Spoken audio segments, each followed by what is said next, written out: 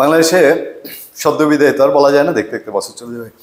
আওয়ামী লীগ বিদায় নিয়েছে। শুধু বিদায় নেওয়া তা না, বিদায় নেওয়ার পর তার উপরে তুফান, সাইক্লোন, ঝড়, টর্নেডো যা নামার সব নেমেছে, ভূমিকম্প, যা যা প্রাকৃতিক দুর্যোগ আপাতত যেগুলো মনে পড়লো আপনাদেরকে বললাম আর কি, বন্যা, সুনামি, হ্যাঁ, সব একসাথে পৃথিবীতে বিরল, হ্যাঁ, নামার পরে তারপরেও শনির দশা কাটছে না, শনির দশা কাটছে না। জাতিসংঘ একখানা রিপোর্ট যেভাবে তৈরি হয়েছে বাংলাদেশ থেকে, সেই রিপোর্টটা নিয়ে এখন জাতিসংঘ তার সদস্যদের সবাইকে জানাবেন। ভলকার টুর্ক তিনি সমস্ত সদস্য রাষ্ট্রকে জানাবে যে এই বাংলাদেশে আওয়ামী লীগ থাকে এই হয়েছে। আচ্ছা, মাইন কাছে পায়, কিন্তু আওয়ামী লীগের পরে যেই সরকার এসছে তারও তো সদ্য সরকার না, এখন মোটামুটি ম্যাচিউর্ড হওয়ার একটা অবস্থা তৈরি হওয়ার মধ্যে নানান ঝড়ঝাপটা তাদের উপরে যাচ্ছে।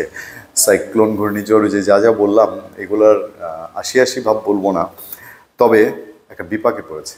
সেই বিপাকটায় আমাদের সামনে খবরটা ছিল এরকম যে রাজনৈতিক দল নিয়ে অন্তর্বর্তী সরকারকে যে আহ্বান জানালো জাতিসংঘ, আমাদের সময়.com বলছিল, সেই আহ্বানের একটা জায়গায় আপনারা দেখবেন সেখানে লেখা আছে যে জাতিসংঘের এই মানবাধিকার দপ্তর নাগরিকদের ও অধিকারভোগীদের গণতান্ত্রিক প্রক্রিয়ার আরও সক্রিয় সরাসরি সম্পৃক্ত করার জন্য নাগরিক নেতৃত্বাধীন অংশগ্রহণমূলক ব্যবস্থা গড়ে তোলার পরামর্শ দিয়েছে। কঠিন শব্দ, কিন্তু সহজে আমি আপনাদেরকে বুঝিয়ে দিব। বাংলাদেশে আসন্ন জাতীয় নির্বাচনের আগে অংশগ্রহণকারী সব রাজনৈতিক দল ও প্রার্থীদের জন্য সমান সুযোগ নিশ্চিত করার সুপারিশ করেছে জাতিসংঘের মানবাধিকার দপ্তর। বিপদটা কোথায় আমি আপনাদেরকে সেটা একটু ভাঙিয়ে বলি। জাতিসংঘ সেটা খুব স্পষ্ট করে এক জায়গায় বলেছে যে OSCHR বাংলাদেশ সরকারকে রাজনৈতিক দল নিষিদ্ধ করা থেকে বিরত থাকার আহ্বান জানিয়ে বলেছে এটি একটি প্রকৃত বহুদলীয় গণতন্ত্র পুনঃপ্রতিষ্ঠাকে ব্যাহত করতে পারে। মানে কোনো রাজনৈতিক দল নিষিদ্ধ যদি করা হয় সেটা প্রকৃত গণতান্ত্রিক ব্যবস্থাকে ব্যাহত করতে পারে এবং বাংলাদেশে একটি বৃহৎ ভোটার গোষ্ঠীকে কার্যত ভোটাধিকার থেকে বঞ্চিত করতে পারে। সহজে তো বুঝতে পারছেন আপনারা, নাকি আর একটু বোঝানোর দরকার আছে?